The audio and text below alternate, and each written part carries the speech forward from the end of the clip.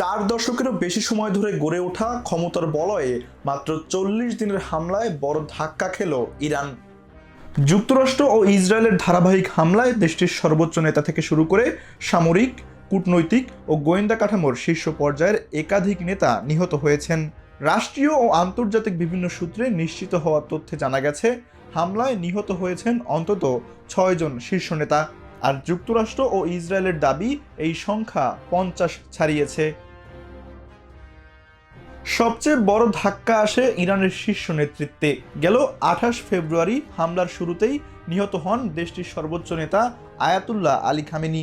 1989 সাল থেকে টানা 36 বছর ধরে তিনি ছিলেন ইরানের সর্বোচ্চ ক্ষমতার কেন্দ্রবিন্দু। খামেনির পাশাপাশি নিহত হয়েছেন তার ঘনিষ্ঠ ও প্রভাবশালী কূটনৈতিক পরিকল্পনাকারী আলী লারিজানি। তিনি দায়িত্ব পালন করছিলেন সুপ্রিম ন্যাশনাল সিকিউরিটি কাউন্সিলের সচিব হিসেবে। প্রতিরক্ষা খাতেও বড় ক্ষতি হয়েছে ইরানের।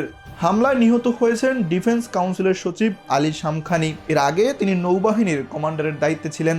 নিহতদের তালিকায় রয়েছেন বর্তমান প্রতিরক্ষা মন্ত্রী আজিজ নাসির জাদেহ। একই হামলায় প্রাণ হারান গোয়েন্দা বিষয়ক মন্ত্রী ইসমাইল খতিব। ধস নেমেছে ইসলামী বিপ্লবী গার্ড কোর IRGCর শীর্ষ নেতৃত্বেও। নিহত হয়েছেন বাহিনীর বর্তমান প্রধান জেনারেল মোহাম্মদ পাকপুর।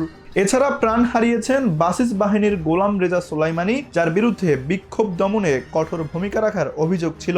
নিহতদের মধ্যে রয়েছেন সর্বোচ্চ নেতার সামরিক দপ্তরের প্রধান ব্রিগেডিয়ার জেনারেল মোহাম্মদ সিরাজি।